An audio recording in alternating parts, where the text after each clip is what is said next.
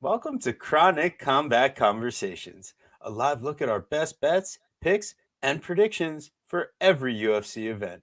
With your hosts, TB Scouting MMA and The Guru back again for UFC 275.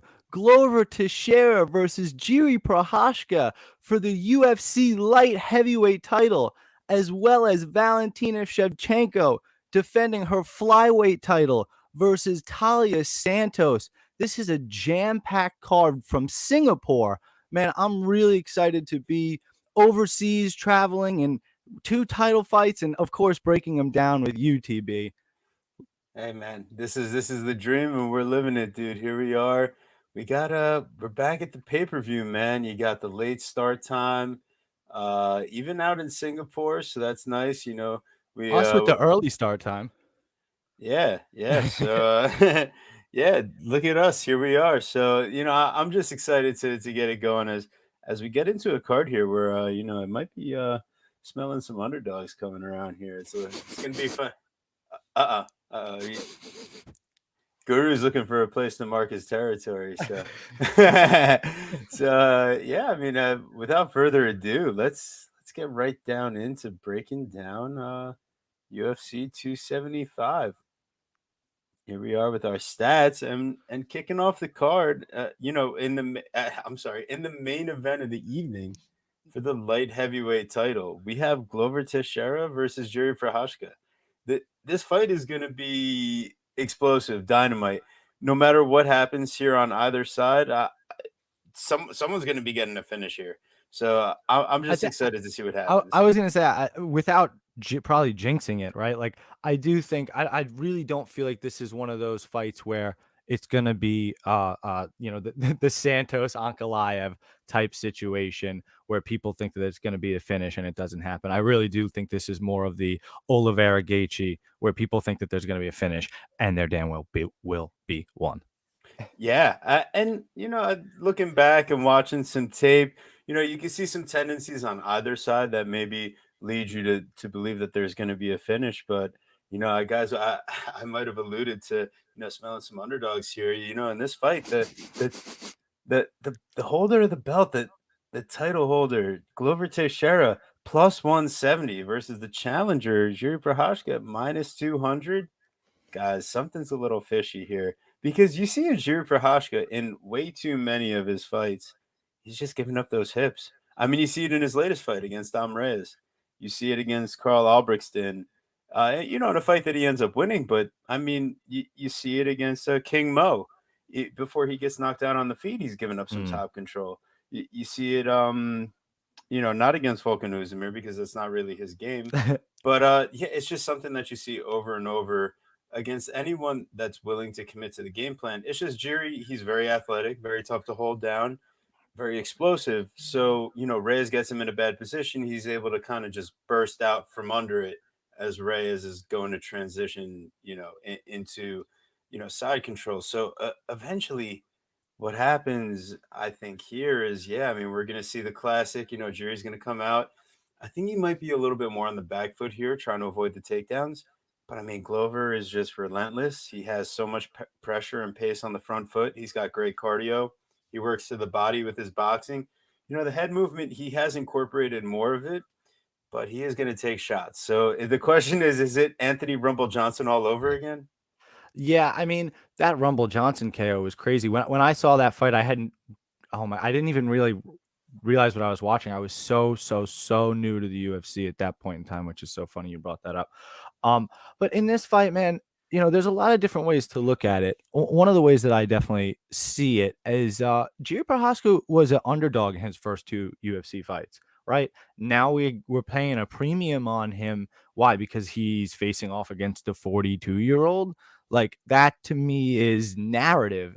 And on this show, we fade narratives. At least to the best of our ability, to not get caught up in them like everybody else sometimes tend to. Um, but Glover is a beast, and we say that styles make fights, and I think this is a tough stylistic matchup for Jiri. And you hear again, maybe too much narrative. But you showed me something on Twitter with Henry Cejudo talking. I posted that on my Twitter. Man, if your coach or working with your coach is like, man, I kind of wish he would have used some more wrestling, I don't think that was a troll. Of course, Henry Cejudo can be the biggest troll ever, but when you hear the way he was saying it, he wasn't trolling. More about this fight, though. I do. I think, despite maybe the that's where you right, and that's where people are on the favorite side. He's younger, he's taller, he's got 4 inches of reach. I mean, for all these reasons, generally speaking, you have a guy wins more often than not. But that's the reason everybody was fading Glover against Jan Blachowicz too, and he had the holes in his grappling game since day one too. It didn't stop everybody from betting him as a favorite, and I'm not sure it's stopping anybody from betting Jiri as a favorite here. I think if you're betting Jiri, you are damn sure you might as well be betting by knockout, right? You're not Yeah, I betting. mean, He's not there's really submit. no other thing to He's do. not submitting Glover, and if you think he's gonna outpoint him, like I don't even. That's not an option. So to me, when you're even handicapping fights, you generally don't want to bet on the quote unquote more one track single play fighter that has a less dynamic way to win. And Glover could get the ground and pound. That wouldn't necessarily surprise me. It would crush my big bet that we have. But it's still more plausible than I think Jiri by submission, for example. So I think if you're playing this fight, you find which way you want to hedge and you go under. However, right, we were talking a little sketchy about it earlier. I don't know. I think maybe we go not that we're gonna bet it, but I kind of like the over 1.5 as opposed to that under one and a Yes. half, Yes. right? Because you don't really remember it because of the epic fashion in which Jiri knocked out both Dominic Reyes and Volkan Ozdemir. But I mean, I guess the Ozdemir one happened, and it's still in the second round. But first minute of that second round, and then the Reyes fight obviously happens very late in that second round. Mhm. So I get your point, and this is just kind of like a new principle that we're trying to like stick with, is that we've been burned in the past where like we think that a fight's gonna end inside the distance, but we're like, oh, but it's gonna last like X amount of period of time. It's like if you think that the fight might end inside the distance, I don't think that we can like responsibly play any over. But if I was to say like I really am not rushing to play the under 1.5, even at plus 100, just mhm. because Glover Teixeira's finishes have really come after he's worn them out or put, a little bit of pace and pressure on them. And, yeah, it happened quick against Jan. It seemed like he gave up a little bit, but, then overall, I really just think Glover Teixeira at plus 170. I'm probably going to find a way to get some money on that. But that my real plays of interest where I think you get some real juicy value, Glover Teixeira by submission at plus 350. When you look at the most likely way that he's going to win this fight, you get 3.5 to 1 on it. And then also, maybe not the most value, but just fight inside the fight to end inside the distance, fight not to go the distance is minus 500.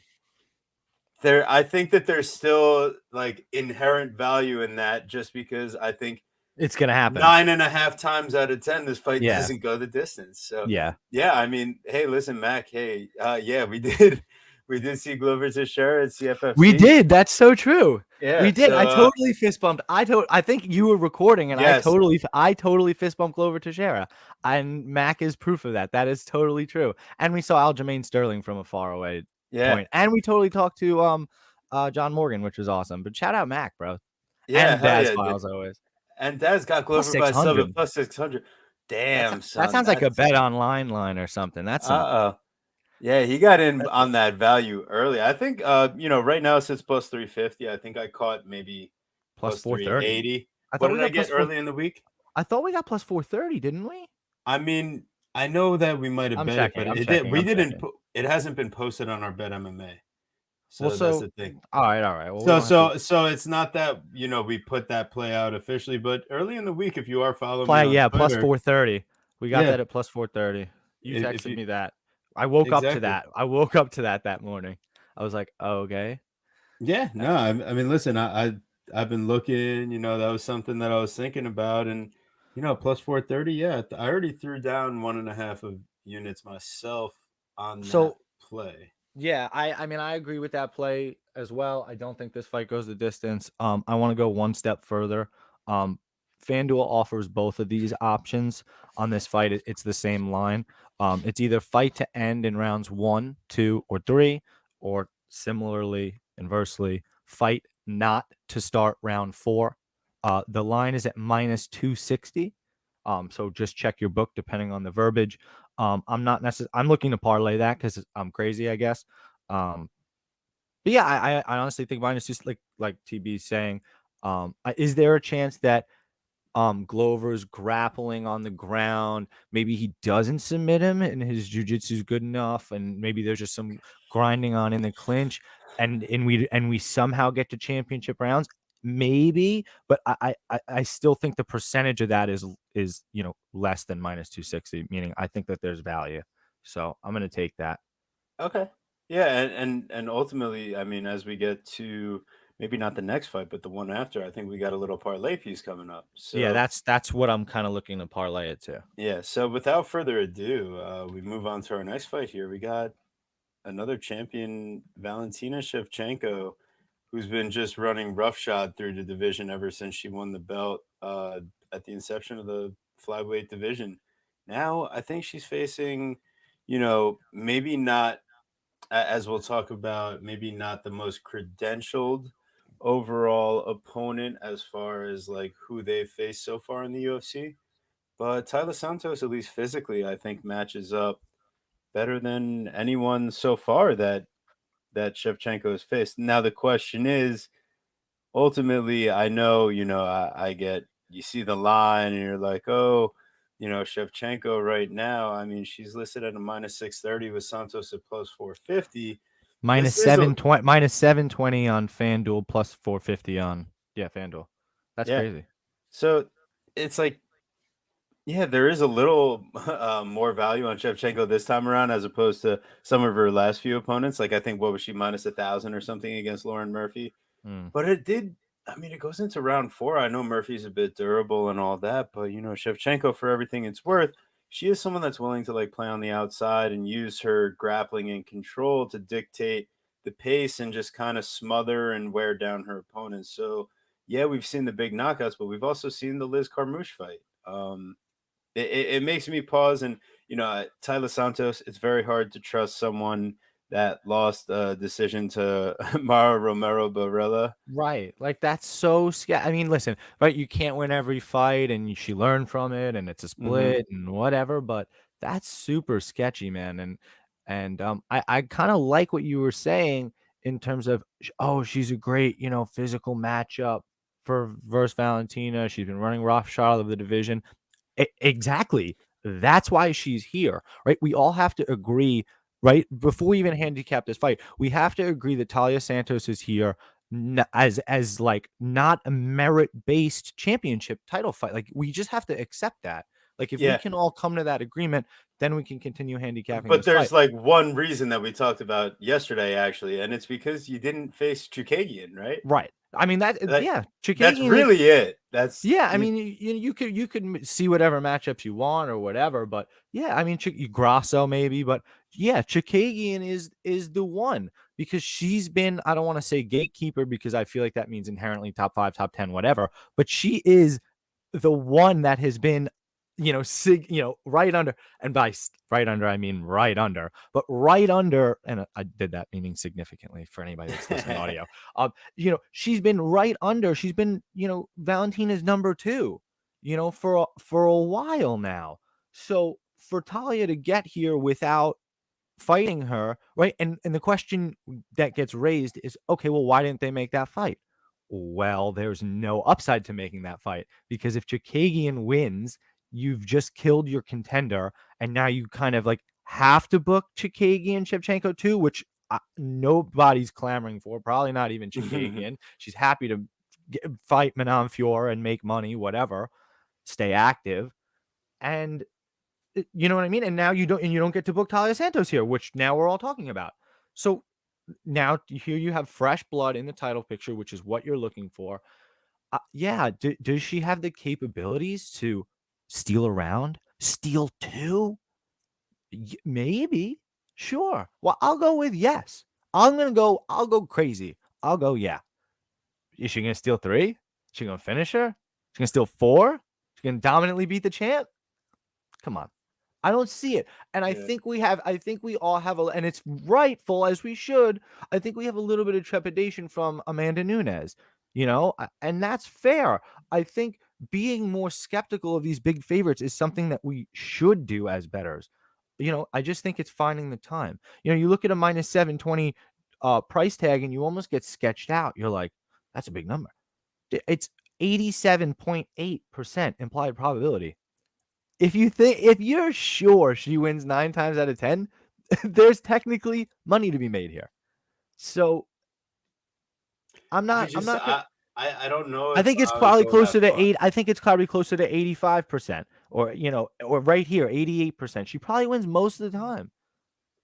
Truly. I totally get that. I do. And that's where I'm not rushing to like play the money line here, just Not at because all. I don't like we basically said it's about where you'd expect. But if you're on the Santos side, or if you even think she has a shadow of a chance to win, I mean that plus 450, that's everything you need to know right there. And I mean, I just can't envision like a finish. I do think Shevchenko is special in that regard. So if you're on the Santos side, it's a Santos by decision at plus 1,000. Yeah, I mean, you'd hope that she's able to like put a pace on and get a finish, but ultimately, I think Shevchenko, she probably does get the decision at plus 100. It is nice to still see plus value.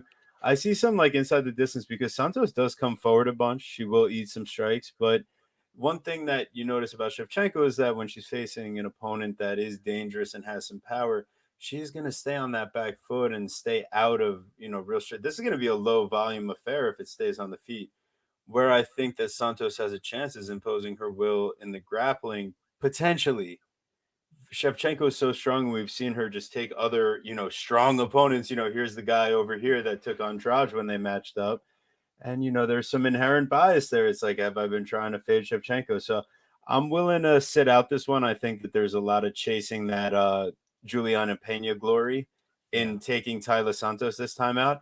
I think I'd be more interested in what happens in the Manon Fiorot and Chukagian fight and Yeah, it's gonna be seeing super if interesting. Manon Fiorot could be that type of, threat. But as I spoke about before, I just don't think the overall striking game is diverse enough. So No, yeah, ultimately here, so Santos, it's just over 3.5 minus 160. I think that there's a ton of value there because even if there's a that's late what I was gonna finish, ask. So that's what I yeah, was gonna ask, because the fight to start round 4 is minus 180, and it not to start round 4 is plus 128, or to start round 5 minus 142, to not start round 5 plus 102. I mean, like, I think it do goes you the do? But I distance, get but right. But my all right. So my question though is, do you actually think that it gets to championship rounds? Do you yes. feel more confidently there? Okay, so then my play is Valentina Shevchenko round 4-5 decision minus 135. That's FanDuel. All right, and if we look at the famous Chronic DraftKings. Combat fight parlays, you got Shevchenko and over 2.5 is minus 200. Shevchenko and over 3.5 is minus 150. So there is some value there. It sounds like on FanDuel if that's Yeah, the way that you're I looking to definitely, go. and I like it, and you're getting the extra half round as well. Yeah, I do think if anything, Shevchenko probably wins by decision. But if you can cover yourself on the late finish in the championship rounds, as you're saying, that is where I would see a finish happening because I think Santos has proven to have good cardio and good staying power. The real question is how does she hold up? So we're, It's we're just, gonna find what out. one of the things that and we'll move on though. One of the things that does stick out of my mind sorely, unfortunately, is like the Andrade Lemos fight, where we're on Andrade for sure, no problem, but we're like, oh, this, that, and the other, we'll make it to round 2, but then maybe there'll be a finish, but maybe it most likely be a decision. She finished her in 2 minutes with the standing arm triangle. Like, it was so unfortunate for the over 1.5 better or whatever. Like, so you Yeah, I just kind just of think. you would just mm, hate to not that Lemos is Santos, but you would just hate to puff somebody up just because they're in a spot, Well, and then that's the they thing come is, out and they don't do it. I thought Andrade was gonna get a finish, but I thought Lemos would like convincingly win round one potentially. That just never came to fruition, and she never Yeah, earned any respect. nothing. But Santos, I just think it's different in that she's facing like Andrade is someone that comes forward and forces the pressure. Like I don't think Right. Shevchenko is going to be rushing into the fire No, immediately. not at I think all. she's going to be measuring the distance and kind of like just keeping her pace and outpointing her at least in the early going. I don't envision Shevchenko getting a finish the majority of the time here. I think in the past she's been able to kind of use her strength to outposition, get to the crucifix, whether it's Chukagian or Andrade, or she Yeah. gets the Jessica bulletproof knockout. But I don't see either of those specific scenarios happening. And in that case, could just be the Liz Carmouche guard, hump fest. It could Mm. be. Yeah, so I kind of like that 4-5 decision play on FanDuel. Well, let's go. Here we go. We got Zhang Wei Li versus Joanna The Jędrzejczyk. rematch. The rematch. I mean, So this is like fight I'm of the still year. I'm still pissed it's not 5 rounds. Terrible. If that kind of gives you a little hint as to what our play might be when you start talking like that. Ooh. Ooh. You want to see more of this fight. You expect to see plenty of this fight. Joanna has taken 2 years off. Some would argue in her prime to take those 2 years off. Okay. Maybe a little after her prime at Yeah, yeah. 34. But was considered top of the world, top of the food chain. Her Come frontal lobe thanks her for the time taken off for sure. for sure. Went full. She went full mega mind. Um, really really really crazy. Like again, we'd watch that fight. That was right before COVID. And I remember we watched all those the fights live, and oh my god, we were all fucking buzzing, we were freaking out. And yeah, it was just an incredible time, and we're like, how can this next fight get any better? And then it was Izzy and Yoel, and it was one of the worst fights of all time, and we're like, wow, that Yeah, was what a terrible. letdown. But Yeah. the only This letdown, fight as though. you said, the only Yeah. letdown here is that it's not 5 rounds again. But I think that's where Yeah. we find our value because, listen, I mean, Zhang Wei Li now at minus 172 and Joanna at plus 134. There is The a booby huge, woman. huge discrepancy in where the line is now compared to where it should be. I totally see a reason for, if you want to take the Joanna side, like, I get it. I do. I'm just not going to do it because I don't think that this first fight plays out the same way that the second fight plays out the same way that the first fight did. I think you've seen Zhang Wei Li kind of commit to a little bit of a more diversified game plan since I mean, yeah, it's only one fight, but we've seen her use her wrestling in the past as well, and now just like having the focus and the attention on, hey, I can't just stand at distance and eat all this damage. I need to change levels. I need to push a different type of game plan here. We saw her have a lot of success against Rose. Now in her career, she's landed 10 out of 32 total takedowns, whereas Joanna's faced 130 and been taken down 24 times. So yeah, it translates to Mm, an 82%. But it seems like her opponents that are physically strong enough to like actually commit and follow through on a takedown have actually been able to use that to control her. For example, Shevchenko. I don't mm, think Wei Li is as big or as strong, but I think you're looking at the same type of athleticism overall. Rose able to land a few takedowns and do some things to Joanna in that regard. Claudia Gadelia in both their fights. mm. It was even super close in one of them. You could argue either way, but ultimately there is a path to victory for Wei Li besides just standing at distance and trying to finish Joanna with power, which didn't go so well the first time. I see some wrestling happening here. I'm going to take Zhang Wei Li as my pick. I'm avoiding the minus 172 on the money line because I think the place that you get the best value overall is just saying that this fight's going to go the distance. I mean, it was at minus 225. I think it could be a price up to like a minus 500 in the same sense that you have the main event not going the distance. I think it's like as sure of a thing. You're just getting that much better of a price as a parlay piece. Yeah, I really tough to disagree with anything you said. I guess I'll just get to the same destination from a different route.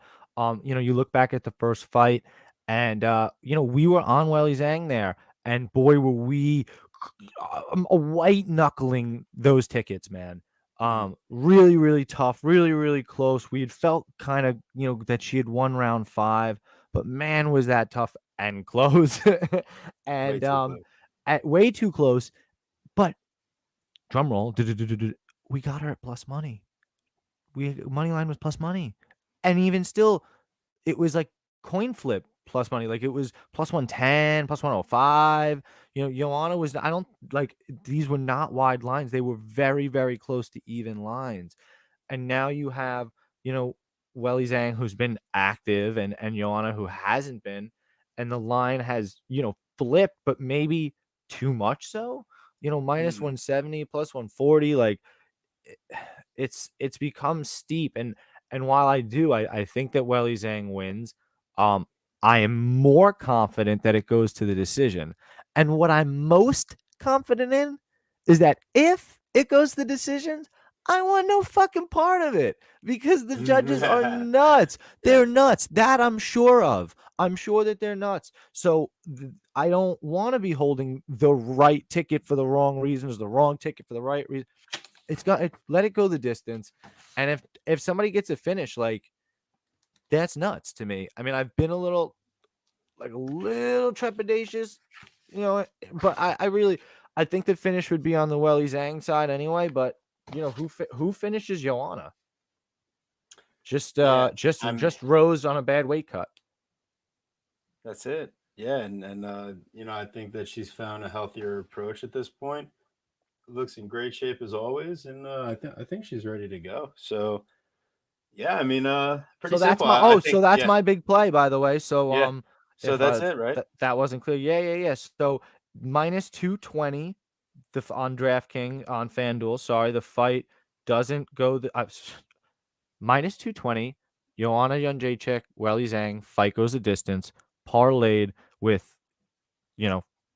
fight doesn't start round 4 or fight to end in round 1, 2, or 3 in the main event at minus 260. Minus 220, minus 260 together, plus 101. Let's go.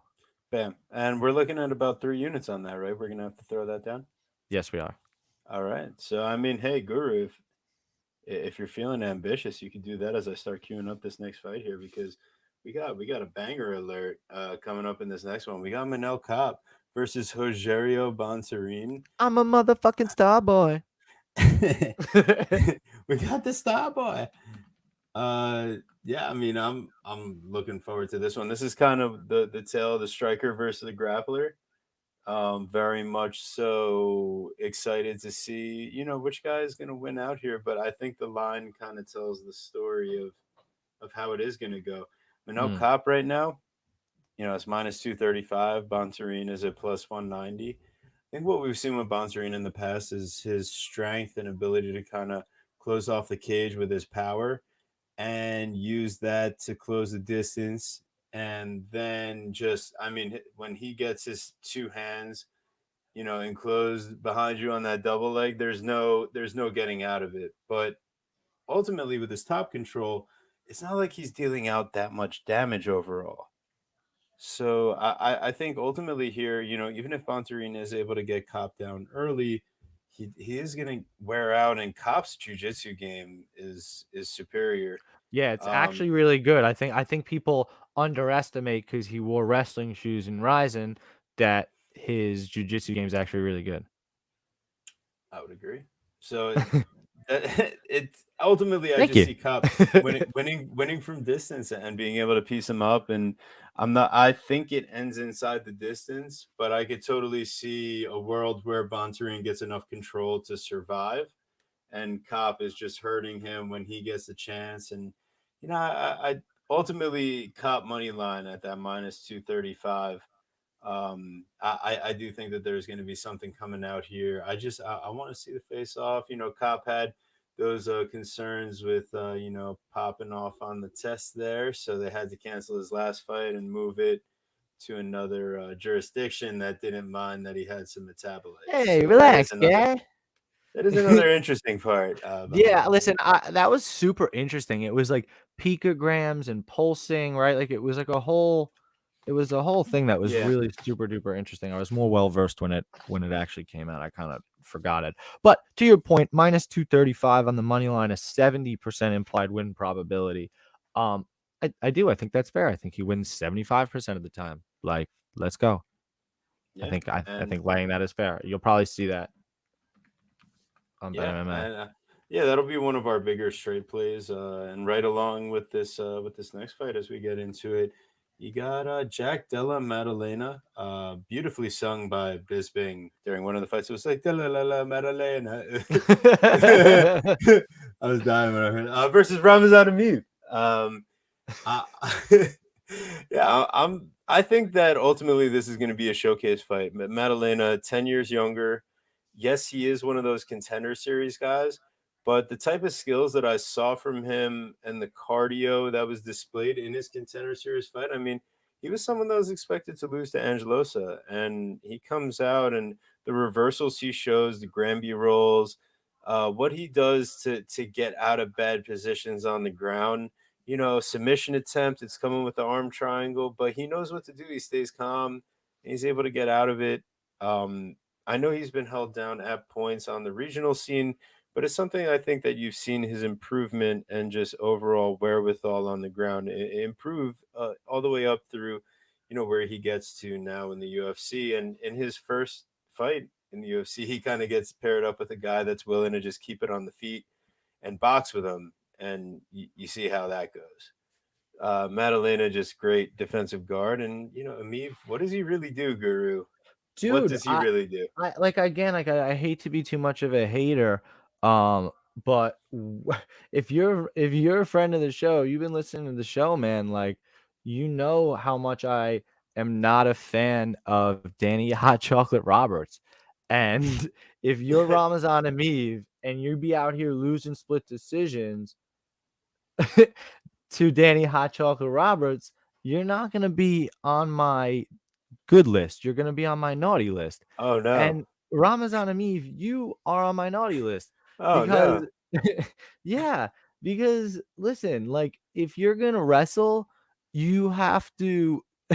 What's up, PC Sean Strickland? Thanks for coming in, buddy. What's going on, dog? Good to see you. Um, if you're gonna be a wrestler, man, you better have good top control. You better have good cardio, and you better be raining down shots or submissions from top control. He doesn't do not one, not two, a mixture, a combo. He doesn't do any of those things. He has poor cardio. He has poor top control, and he hasn't got a single. It was really funny. Somebody on Twitter posted a thread of all his UFC finishes, and it was just like a little meme on the bottom. There was no UFC finishes. He's not doing it. So yes, do you want to test Jack Della Maddalena against a sick grappler with some striking credentials that's like, maybe able to test him and test his cardio, put him on his ass a little bit? Sure. This isn't the spot though. No. You're right. Ramazan Amir is 35. His best days are behind him. He's in one of the toughest divisions in the entire sport. Um, and this kid has already shown, like versus Angelos or whatever, like that he's athletic and can fight out of those positions at least decently enough. So you're gonna have to really hold this kid down. I think it could get sketchy, maybe even for that first round. So Yeah. maybe if you're looking for a live betting situation, maybe Jack's the kind of guy for that. But he also is the kind of guy to take away your live betting opportunities like that with some kind of crazy knockout. Hmm. So yeah. Ultimately, here we are. I mean, Ramazan Amiv, you look at his pace from distance, you look at his accuracy, you look at his takedown. He's only got 29% accuracy, and for a guy that, you would expect if he's going to win the fight, he needs to do it with his grappling. He's only got a 27% control rate. Bro, So, tell him what I told you about, like the line whenever it had come out when I had texted you, whatever it was a few weeks ago even. oh yeah, well, we were saying like, oh, like, I was looking ahead, like, oh, what lines might be interesting. I was like, okay, yeah, yeah. And we were talking about it. We were watching the last fight night, sitting there peeking at the lines, and we're like, oh, Dylan Madalena, like, minus 120. And Guru's like, wait, that line seems weird. Why is the line so close? And then next thing you know, we regroup on it later in the week, and here we are. It's bam, like minus 160 now. We were lucky enough to catch it. We put down 3 units to win two. Dylan Maddalena straight up. Yeah, he should get it done. Could be a little bit of sweat fest, but we're gambling here. What 4-ounce leather fist fight do you know that's not going to be a little bit of a sweat fest? But Jack should get it done. Yeah, I totally agree, and we're riding him home for a nice little payday here. Oh, you want to ride him, all right? Oh, jeez. Sheesh. Yeah. So we got this next fight loading up over here. We got Brendan Allen versus Jacob Malcoon. Yeah, That's this some good one. H2O. Oh wow, look at you. That's good Water H2O. sucks. No, just kidding. Got a little H2O. Yeah, I mean Brendan Allen. He's got a big athletic advantage here from just height, 5 inches, reach 2 inches. He's same age as Malcoon, but he's got 5 more UFC fights, and he's got 5 career losses, but 23 total fights compared to 7 for Malcoon. But Malcoon, he's shown proficient offensive wrestling when he's not getting knocked out inside 20 seconds against, our boy Phil Hawes. So, is that the case of Octagon jitters in his first matchup? Because you see him get hurt in his last fight against AJ Dobson, and Jacob Malcoon is able to get to his wrestling and really settle in as the fight goes on and just put on a pace. I mean, you see 6.93 takedowns per 15 at 35%.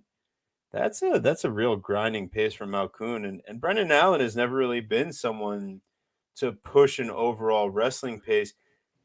The times that we've seen him do it, I mean, against Kyle Dawkins, that third round got real sketchy there. I mean, Brendan Allen, and the times we've seen him on the feet from distance, anytime he's really gotten tagged and touched consistently, he just kind of withers and fades over time. So, I mean, maybe he needs some more H2O for that it withering. could be. What are you thinking about this spot here? So it's the first time we're gonna bring it up, and I'm not sure if we should have brought it up for the last fight, but I know I'm gonna bring it up for this fight, and I know we're gonna bring it up later. Yes. Jacob Malcoon lives in Australia, guys. So we're gonna do a quick little geography lesson, right? Okay. Jacob Malcoon lives in Australia, trains in Australia. Robert Whitaker. Cool. So Singapore is also on that side of the world. Feels like for us, 8,000 miles, literally directly the other side of the world. For Jacob Malcoon, not too bad. Few-hour flight. Brendan Allen lives here with us. So, hey, Brandon. Not that TB's a professional athlete, but TB, how was your 6-hour time zone change for you had a week, no fight schedule, nothing like that. How was that for you? Yeah, it was pretty brutal flying out. Amsterdam. It's like you sit on the plane for 8 hours. You get there, it's a completely different time of day than what you were expecting. Like normally, when we were dealing with Fight Island, we would be bringing this up, kind of about the travel and stuff. And here we are again, but even further across the world in Singapore. How long has Brendan Allen even been out there for? I mean, okay. So the line minus 305 for Brendan Allen and Jacob Malcoon plus 240. Are you laying Brendan Allen? So that's what I'm saying. So I don't know if I'm laying that line in the Vegas Apex. Ooh. Like, I don't know that I'm so, let alone to lay that in Singapore. No way. This is dog or pass to me.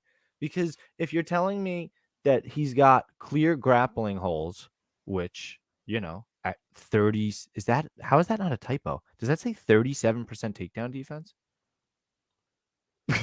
He's been taken down 5 times out of 8 total takedowns faced. What the fuck? How is that? It's horrible. Because he's a jiu-jitsu guy. He's not really. Okay, but now he's gonna face his first spam wrestler.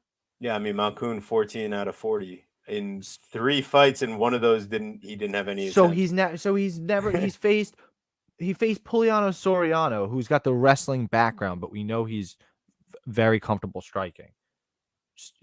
He hasn't faced a wrestler. He beat Chris. He lost to Chris Curtis. I meant, who again has no problem mixing it up. But now he's got fucking his first ever spam wrestler that you saw have dominant top control over somebody who is even more explosive and strong, and Abdul Razak Al Hassan and AJ Dobson. Both guys are fucking meatheads compared to Brendan Allen.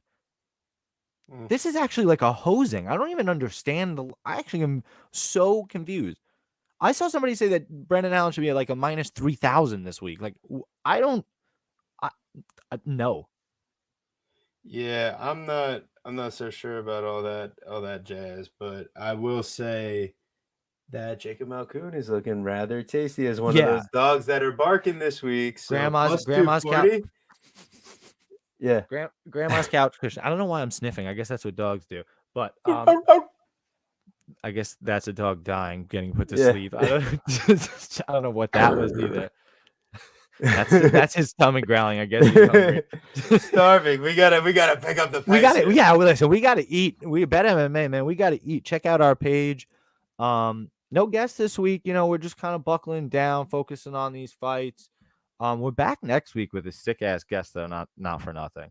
So make sure you tune in. That's a sick ass card next week, but we're still halfway through this one, so I'm like, me with the ADD, I'm all over the place. Yeah. That is for damn sure. So, Guru, let me reel you back in. We're moving. Why doesn't Sungwoo Choi have any stats? Oh wait, because it's I got you, Guru. Let's see. It's gonna be boop, boop. Oh no. Yeah, they definitely should be in there, but this could be scary. I'm so startled. Oh no. Do we not have them? That's a problem. It's not ideal.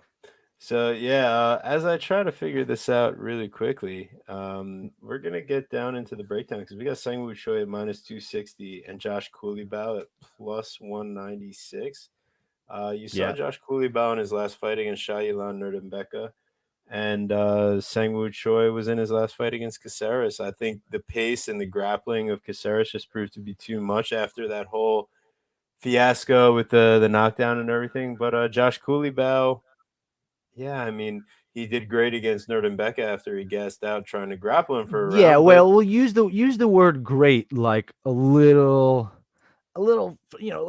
freely. He did, I guess he did well enough. He was finally able to implement his game plan after Nurdimbek.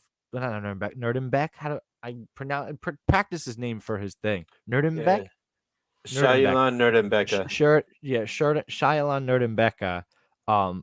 Like after that dude literally went for 1,000,000 takedowns and got basically all of them, and then was tired against the fence, and he was just completely zonked out after the first 4 minutes of round one.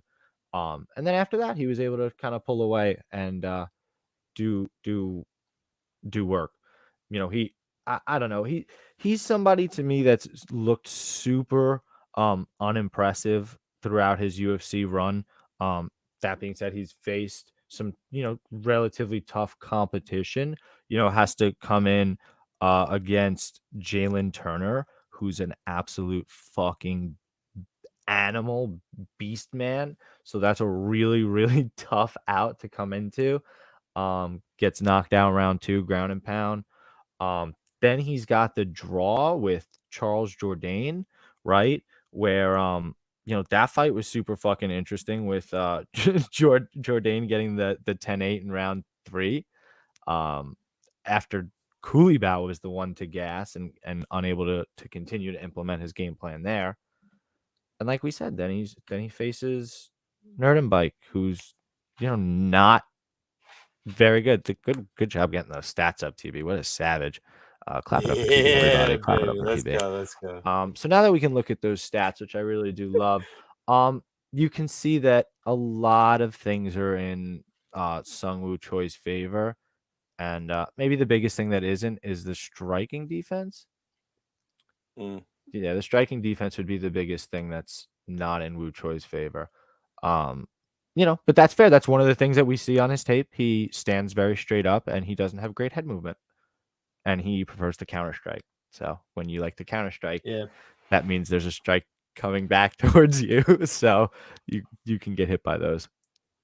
Yeah, I think it definitely hurts the stats to have faced Gavin Tucker and Evlayev, guys that make you really hesitant to do anything. And Choi spent a lot of time, for a great kickboxer like he is. Right. He's only spent 49% of his fight time at distance because his opponents have controlled him 35%.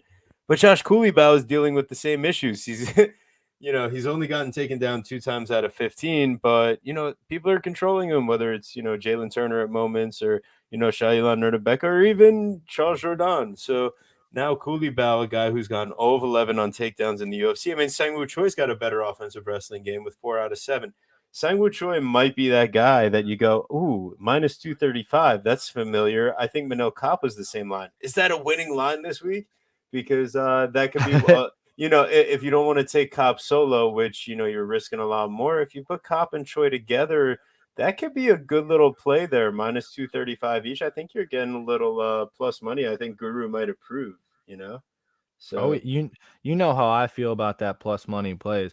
I'm just trying to figure out exactly where these guys are training. Yeah. So he's in sync. So they're both training very well overseas.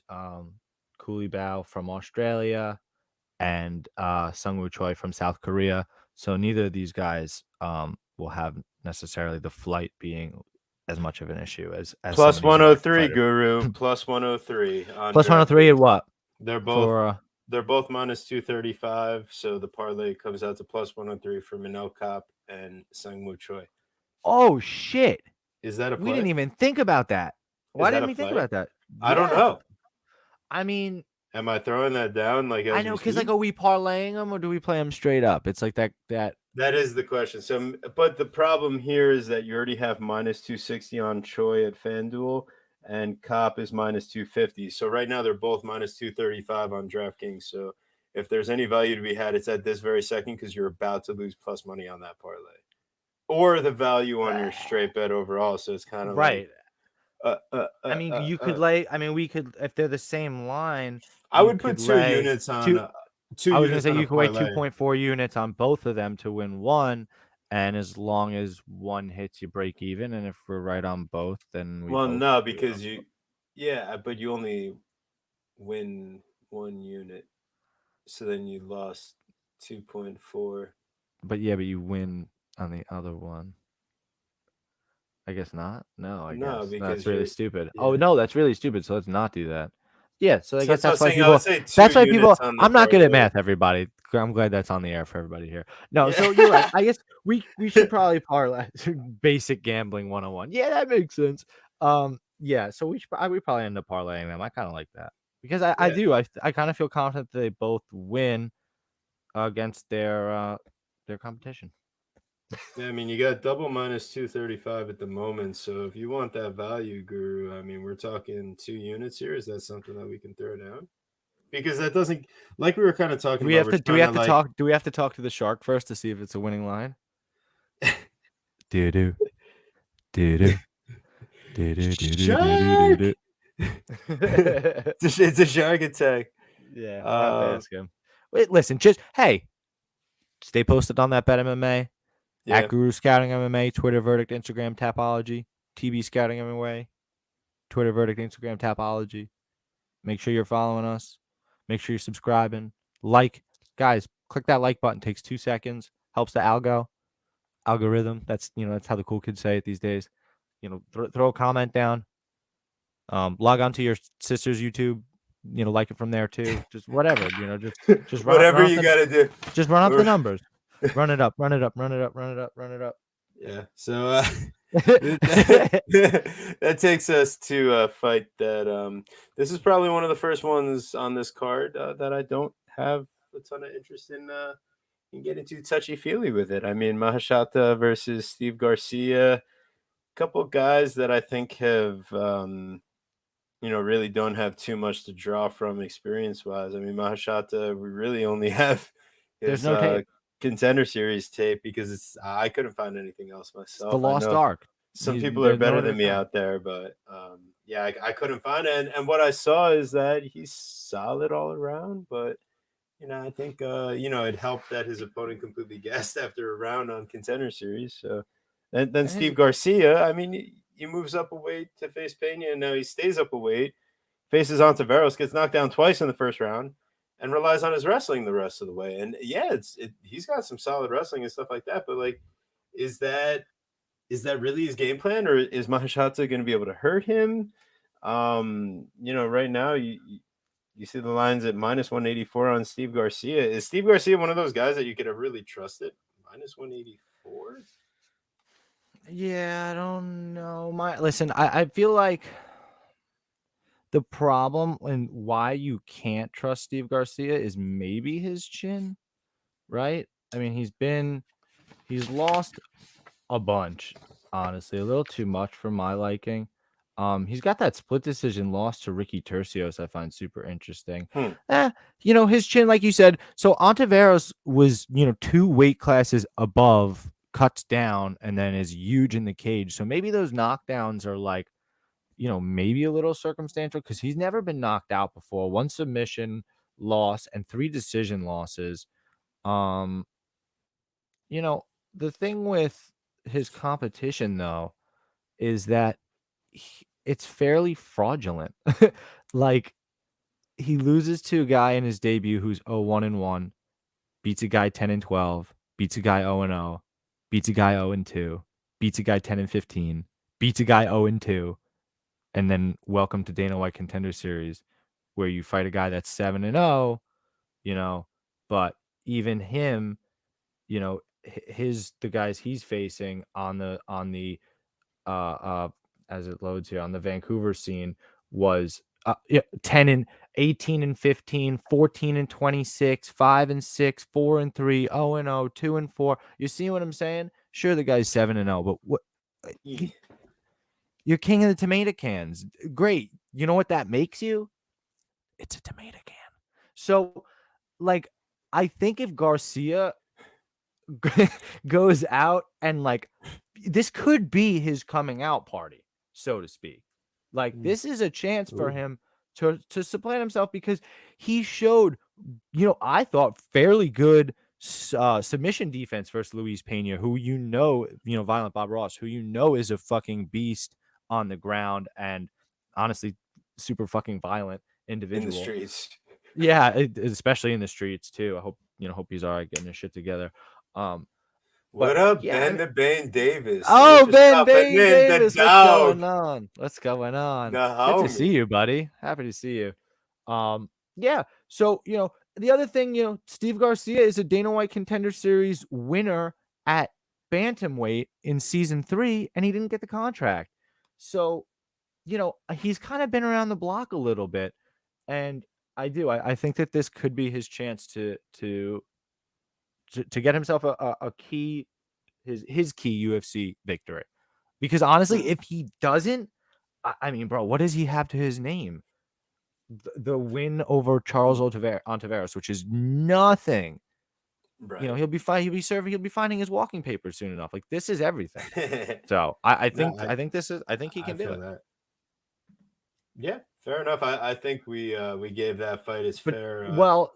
do we due. have any thought in terms of a flight for Steve Garcia from Jackson Wink, New Mexico? I believe that's where he's training. When did he get to Singapore from the guy from China who's going to have a much easier flight? I assume that he's still at the PI in China. Yeah, I mean, well, that's those are the kind of questions. Those are the kind of questions that we'll take the next 2 days to continue to look at, and then those are the things that you also kind of see visually wear on the fighter on weigh-in day. Exactly. So you look Steve like if Steve Garcia misses weight, I'd be fairly confident to tell you it had something to do with the flight and some trouble with that. That's interesting. I like that idea, Guru. Even a broken clock is right twice a day.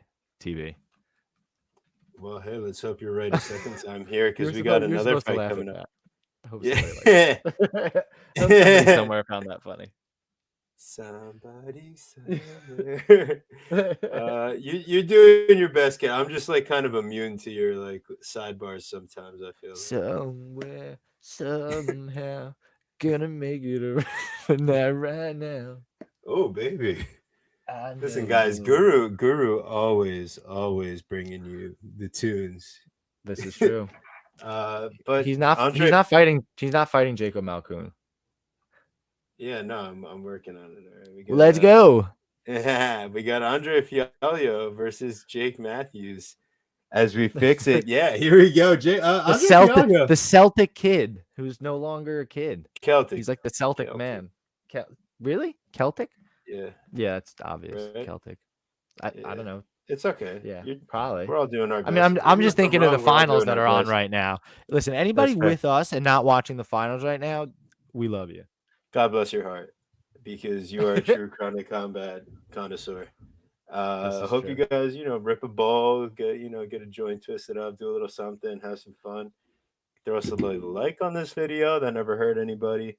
But Andre Fialho minus 140 versus Jake Matthews, now at plus 120. This is a fight where, Andre Fialho, he fought April of this year. He fought May of this year, and here he is back in June of this year. And there's the Guru taking a nice little rippy. Yeah, and hey, look at that Effie. Watching both, money on the Celtics. Let's go. Hey, we're hoping. That's my dog right there. They should get it covered this first game, I'm hoping. So we appreciate you being here and having some fun with both. Yeah, I mean, so ultimately here, I mean, you got a great matchup in Fialho making that weight cut again 3 times in 3 months against Jake Matthews, a guy that, is kind of coming off, one of those fights where he wants to get it back here. I mean, Sean Brady back in March of 21, that's the last time that we saw Jake Matthews, huh? Get back to where you once belong. I'm sorry, I was stuck on the Beatles for that one. What does he want to get back? Well, it's been since March of it's been over a year since we've seen Jake Matthews, right? Get back to the octagon. Yeah, he definitely wants to get back to the octagon. It has been a minute for him, hasn't it? Yeah. Oh my God, that flight with Sean Brady flew by. Holy macaroni! Yeah, I can't believe it's been that long. Well, because you know what it was? He had the fight canceled with Jeremiah Wells. Oh, that's right. He was supposed to fight. That would have been so interesting. And Wells cornerman tested positive for COVID. So that fight got not rebooked. He just took another 6 months off. I guess it must have been tough to find another matchup after Wells took different route. Yeah, that's interesting. And Fialho hasn't been afraid to face anybody, but in that's his actually last kind of interesting. Fights, what does that? You know what? Maybe I stumbled. Maybe it's a little bit of a high idea, but like, did I stumble upon something? Was Jake Matthews ready for a fight, and maybe people are like not looking to fight him, so he gets Andre Fialho here? Like, why is Jake Matthews taking this fight? Like, if you know what I mean? Well, I think it's also difficult for him to like come and fight over in the Apex. Yeah. There you go. And that's what kind of leads us. The last time he fought was he was out in where was it? His last fight? I mean, it was. Well, that was Blachowicz Adesanya 259. That was in the Apex during COVID. Oh, it was. Oh, okay.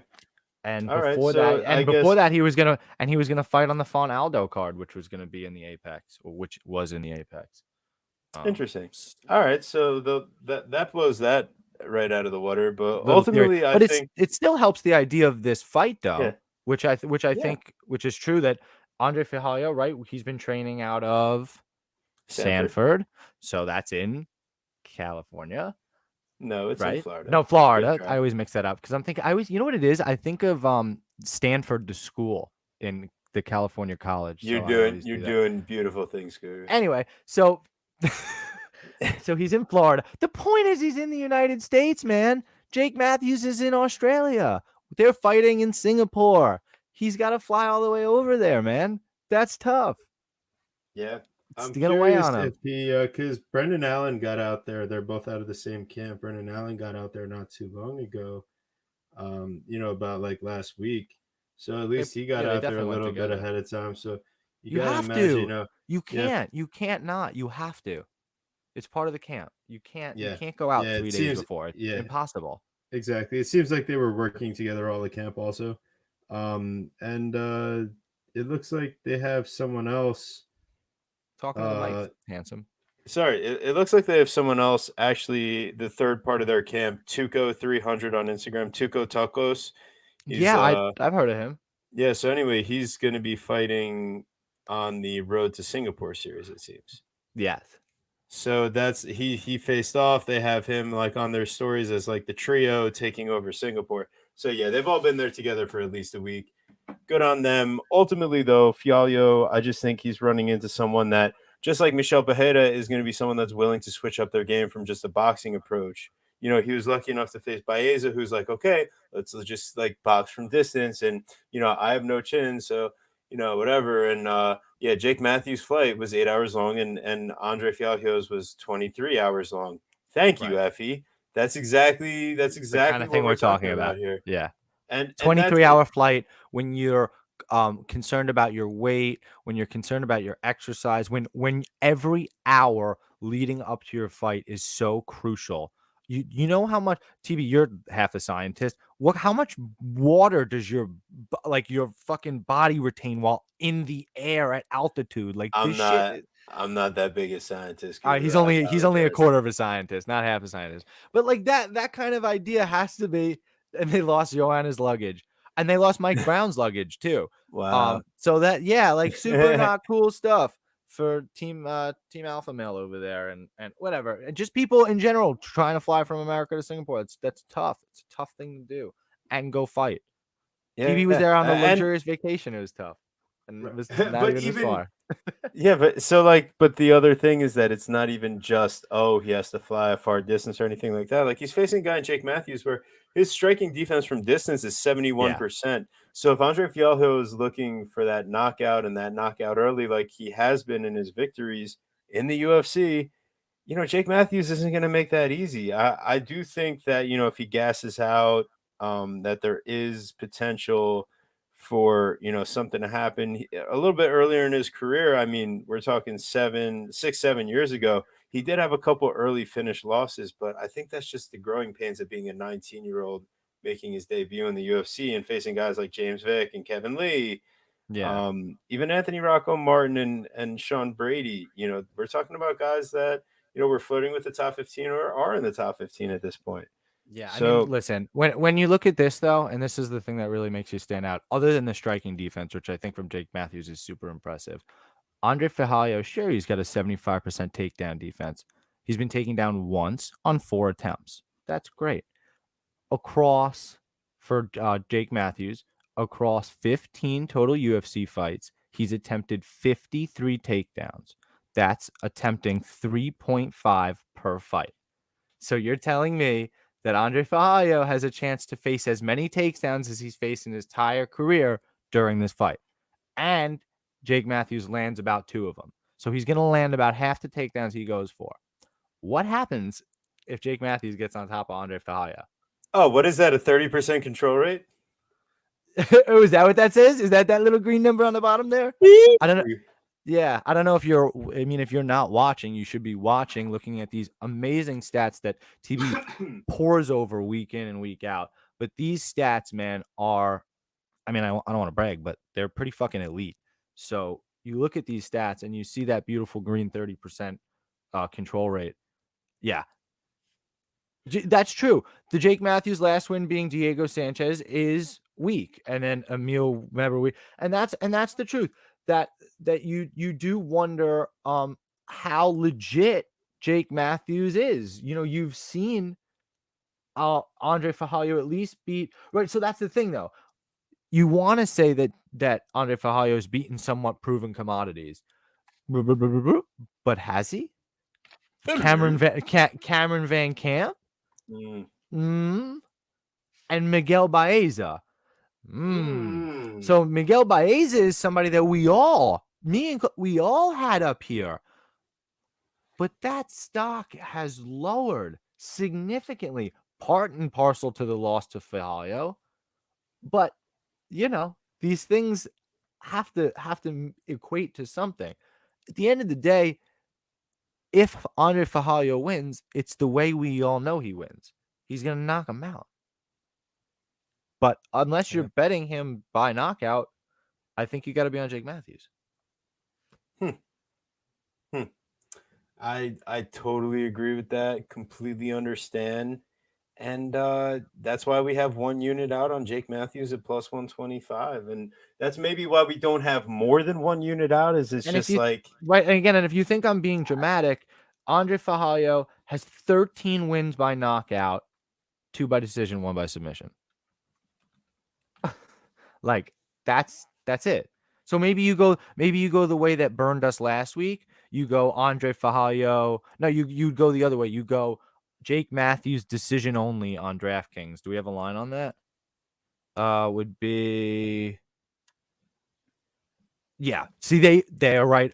Your plus money, your plus 120 dog is a minus 225 decision only favorite. So there you go. Yeah, I mean, I definitely get why. So maybe there's value on Fajallo by knockout at plus 120. Not really though. Probably I don't know. I mean, that's really his one path to victory. It's just like I don't envision him getting the victory here, so it's not something that I really would, recommend myself. So, anyways, here as we get on to our next fight, I'm pulling up. Well, we played. Yeah, Jake Matthews. Yeah, we said 1 unit at plus 125. Bam.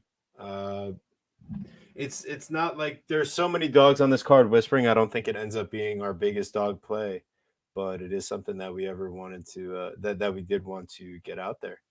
And Effie has Fiorillo won any decisions? Yes, he does have 2 decision wins in his career, but not really recently in his last fights at all. So and they haven't really been pretty. No, his last decision win was a majority decision win at Bellator 207 2018. Javier Torres. A split decision win against AJ Matthews before that. So, and then before that, he was knocked out by Chidi and Njokuani for whatever that's worth. So, well, there you go. I mean, it tells me all that you need to know. And really, Jake Matthews is just that guy that I'm going to be going with here. Once again, probably not the biggest of the underdog plays, but had to make sure got that money out because of how close it was to even, just in case anything happens here come weigh-in time, like we were hypothesizing. So as we get on to our next fight here, I know there might be some sour grapes here for Guru. Given our last, we got Kyung Ho Kang versus Dana Bakary. Now, for one of them, we had a great prediction last time. Chris Gutierrez, I pushed for it. We did great. We got that. That was awesome. He was dominating from distance, and then bam, spinning back fist knockout. Once he kind of got the patterns down. I was sick. And it's something we talk about. Like he over pursues. He overthrows. He's faced guys that don't have good striking defense. That's why Bakary. So that's where once again we get into a fight here with Kyung Ho Kang. We're looking at someone that, on paper, very similar from a number standpoint. But I just think that we've seen Kang show a much more disciplined approach from distance on the feet. I think that he's got, I think the things that were so frustrating against Hani Yahya were. I think, honestly, before you even get into that, Yeah. I think the things that were frustrating are a serious problem. And I think that there's something that you absolutely need to consider when betting on this fight. So what is the serious problem? He has a low fight IQ. That's it. It's that simple. You have to consider it. It's there. It's glaring. You know what I mean? He starts the fight. You're training for months for Rani Yahya because the fight was about to happen and then it was canceled and rebooked like 4 months later when everybody forgot about it. So you're prepared for Rani Yahya for like nearly a year, and you open up with a flying knee against the wrestler. He just wants to take you down. What does he do when you throw the flying knee? Oh, you really got him, bro. You hit him right in the chest with that flying knee. Great. He put it right on his ass. Great. And then, okay. And start to round 2. He throws a fucking outside leg kick. Whoa, he pushed me. He goes right down on his ass. And what does he do? He pulls guard. He wraps his legs around the guy instead of immediately. So I don't even do jujitsu. Immediately searching for butterfly guard and trying to get up. You get up. It's a shark. Get out of the ocean. Get up. No. Yeah. So I get what you're saying, Guru. I get what you're saying. But there's more. But there's more. Oh, but there's more. Is there more? You go. But there's so many more instances of the fight IQ. That's why it's a serious problem. Right. So I get it. But we're looking at Denan Bakary. We're not looking at someone that's gonna go out gonna grapple with him, and that's the point. But I just think that the fight IQ can come into because it's where I want because this is what I'm talking about because I want to play him here because you'd think that he's got similar striking, right? Or maybe let's just say it's even on the feet. You have somebody in Kang who wants to mix in the grappling and is way more experienced in the UFC, right? And you look at Bakary, all his wins are by finish, and Kang, while he's got a ton of losses, his only loss by finish is by submission. You don't knock out this guy. He's got one loss by knockout, but when was it? It was a million years ago. Yeah, soccer kick, a soccer kick knockout in 2008.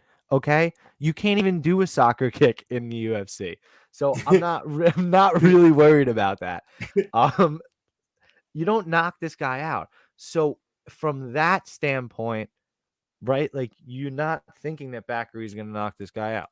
That being said, the UFC loves to have the first time things ever happen to these people. So this shit happens. It's a fucking fight. But that's the point. Is that with the fight IQ, he's 34, and Bakary's 33. It's just you can't trust them. So while I lean Kang, and Bakary, by the way, as of note, has been a favorite in all 6 of his UFC fights. All of them, every single one, including this one. You know what I mean? I'm on the dog here because I'm not sold on the Bakary product. Okay, all right, Guru. I see you coming around with me here. But you know that I couldn't highlight enough how much I'm not sold on the Kang product. So I get it.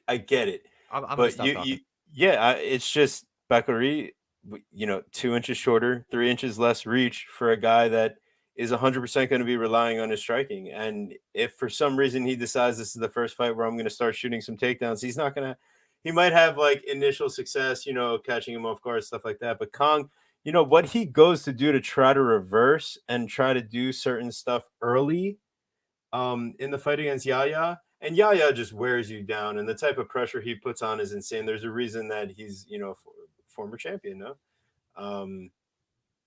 So I just feel like, Kong getting a step down here. Bakary coming 1.5 months off of getting knocked the fuck out also. Super short comeback, and Kong has shown a lot with his hands. He's shown a lot of kickboxing, and I just think that he's got that overall more diverse game plan. So you're right. Boom. Yeah, there's going to be some money going out, on Kyung Ho Kong as well. And that's the way I'm feeling about it.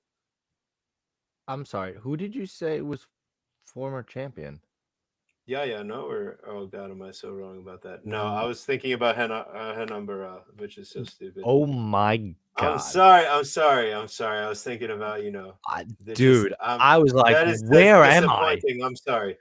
That's disappointing, but still, listen, the pedigree of grappling. Yeah, wow. No, that's cool. I mean, listen, you pointed to Henan Barrow right away, and you're in the right weight class, so it's really not it's not that egregious. It was like the first names that start with the R, and then the last name that's 5 letters, and they're both really good and grapplers, and kind of fell off, but one's making their comeback.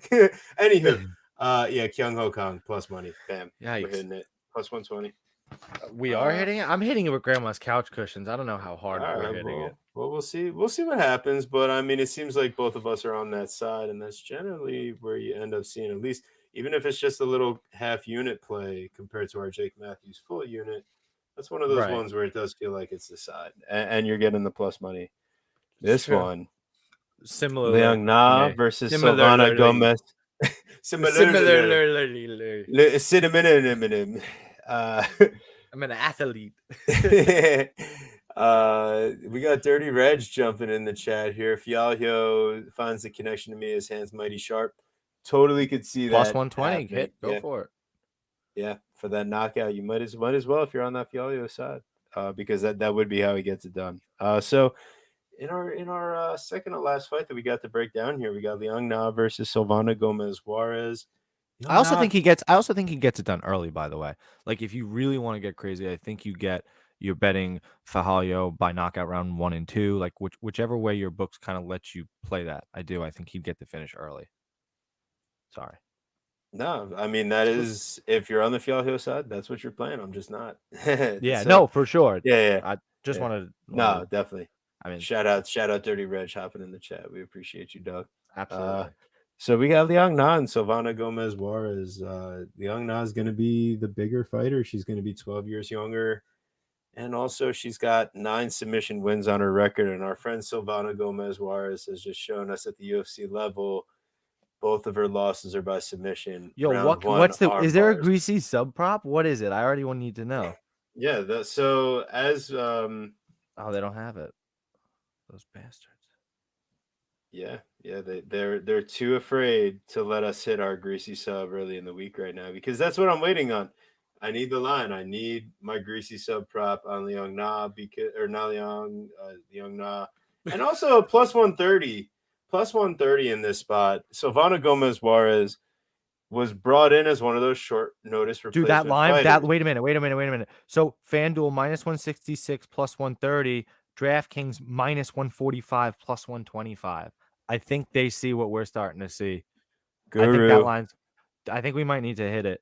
So yeah, I mean, but like almost out of principle, we have to hit it, not because we like love it so much. I mean, you're gonna break it down, but like I feel like it's like a half unit, like to actually like literally track and see how we feel about this kind of shit. Yeah, I feel like for this fight, I want that under 1.5, because if it's plus 100, which is kind of crazy for like this division, but I like, yeah, you're kind of crazy, dude. I could totally see her getting cut if she loses, but this would be her 3rd UFC fight, so I think they're going to give her one more just because it's generally a 4-fight contract, and that's like the back against the wall spot. So would she get a win there? But I do agree she's going to be in a very bad spot here, and I do think that she ultimately loses. Like Liangna, yeah, she looked like real bad against Carnelossi as that fight went on, but like from a physicality standpoint, from a cardio, from a durability standpoint, Carnelosi's got it. But Guru, what you got? No, dude, it's who has those books where you can bet the fucking submission, dude? She has 1, 2, 3, 4, 5. She has 6 armbar wins. Liangna does. So guess what her last 2 fucking sub losses were? Armbar. The UFC loves doing this. You have a hole. Let's see if you've worked on it yet. Oh, you just fought this guy, this gal? Let's give you the one that's just like him, but just a little bit more this with a little bit more that. They do that shit all the time. They're doing it here. Oh, you like to get armbarred? Here's a girl that loves to do arm bars. I'm telling you. Yeah, also, she's not gonna hesitate to go after those takedowns. The second that Liangna comes out, I mean, she was 3 out of 4 on takedowns against Carnelossi, and that's in like barely more than a round. She came out like, think about that fight. The crowd was going wild. That was the first fight back in an arena from COVID. Everybody was going crazy. And it wasn't just, I was just about to say, it wasn't you. It takes 2 to tango. It wasn't just Carnelossi that made that fight fire. It was also Liangna. So you know what I'm saying? You're gonna come forward like that, and you're not afraid of the tank that's Carnelossi. You think you're gonna be afraid of Gomez Juarez's striking? I don't think so. Vanessa I agree. Demopoulos wasn't. No, well, I mean, she also got fucking dropped. Well, she's also fearless. That's true. Yeah. I do think if she's willing to stand a distance early and trade, like, yeah, it's gonna be a problem. But I just don't think that's what Na does at all. And the other thing is that when she made her debut, her coaches had visa issues and weren't able to get across. So Song Yadong was actually in her quarter last second helping her out. But like, it's unfamiliar all around. So I think this time around she's gonna be a lot closer to home. It's going to be a lot better situation overall. And she's shown explosion. And there's a reason why the UFC brought her on to start with. And a lot of her losses have really come to names that you recognize, like Agapova, Juliana Velasquez, Lilia Shakarova, Carnelosi. Like those are all legit names when you start talking about who she's actually lost to. So I'm not too concerned about that. And just so we're sure, Gomez Juarez still trading out of Interim Gym just now without Moreno there? Is that still true? Yeah. Mm-hmm. Okay, so she's in Mexico, right? Yeah, flying. And very far. Mexico is even further than Florida, guys. Yep. To get to where you need to go. So it's an even further flight. It's another 24-hour flight. Yep. So to keep that trend going alive, yeah, there we go. That's what we're thinking. And now we finally did it, guys. Here we go. We're at the card opener as we reorient ourselves. It's Jocelyn Edwards and Ramona Pasquale. And this fight, interestingly enough, we got it at 145. I know I have bantamweight as their divisions. That's got to be fixed. Yeah, this fight is at 145. So yeah. Pasquale made her debut at 145 on short notice. I thought you meant she has fought 145, and she's staying at 145. And now, right now we got the line is Jocelyn Edwards minus 160 and Pasquale plus 140. I think that as any action hops in here, like the dog again here, that's we're talking about a stylistic matchup. If this fight stays on the feet at distance, Jocelyn Edwards wins. It's very clear. It's very simple. If this fight ends up on the mat and Ramona Pasquale is able to land 2 takedowns, that's all it's going to take. Ramona Pasquale wins the fight. So if you're telling me that those are the 2 options, that's how the fight's going to play out, which fighter's price plus 140? Because I'm going to take them, and boom, there you go. Ramona Pasquale, the grappler.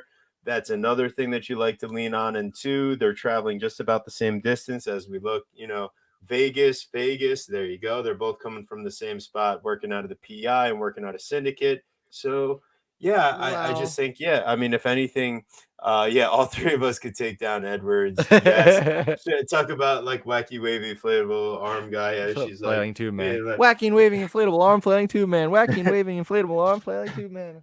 So it's just not going to be ideal if Pasquale is able to get in on those hips. That's probably what's going to happen. TB wants to get in on those hips. But speaking of which, honestly, shout out to Eric Betts Fights. Total simp for Ramona Pasquale. I was doing tape for her for the last fight. I'm like, dude, she's cute. And TB's like, what are you talking about? I'm like, dude, I'm telling you. Not that you didn't agree per se. It's just like you're like, no, you were just you were like over obsessing. No, well, I don't know about that.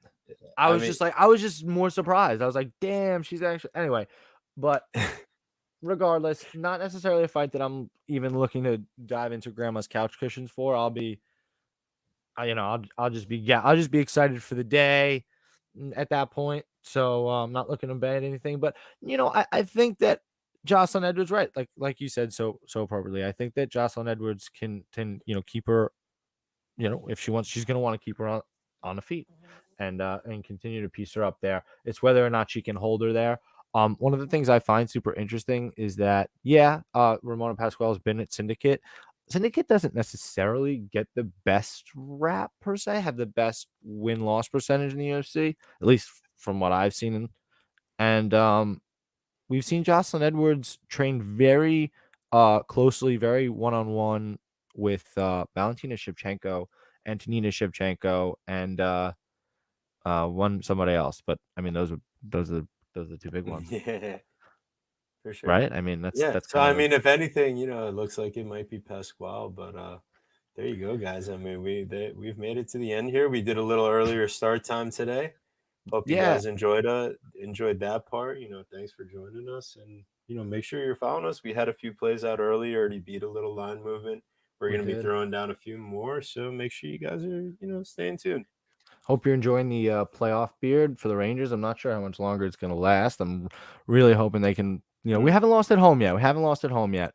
So I think that's the most important thing. You just you wonder how long that's. I'm so negative sometimes. I just wonder how long that kind of streak can last. But I think they can do it. Like, let's go, baby. Game 5 tomorrow at the Garden. I wish I was there, but I mean I'll be there in spirit. Listen, make sure you are following us, man.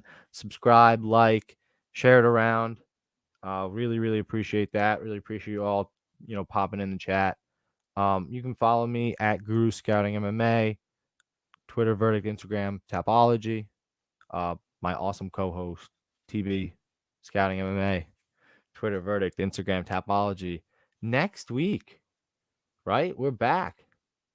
We cannot get we cannot get tired here because we've got like 10 weeks in a row or something nuts. Next week we go to Austin, Texas for Calvin Cater taking on Josh Emmett in what's going to be a really, really sick card. Like, I think they went out of their way to stack this one very almost similar to like a pay-per-view style stacking because of the live crowd they're going to put it in front of there in Austin. They love to put up for Texas. Hell yeah. Well, make sure you guys join us next week as we break that one down and make. Yeah, we got a special guest next week. We got Dan Levy, best fight picks. So he's an awesome guy. So we really can't wait to have him on. He's a returning guest. So we're gonna let you go before I keep rambling. So you guys take care, and we'll see you next time.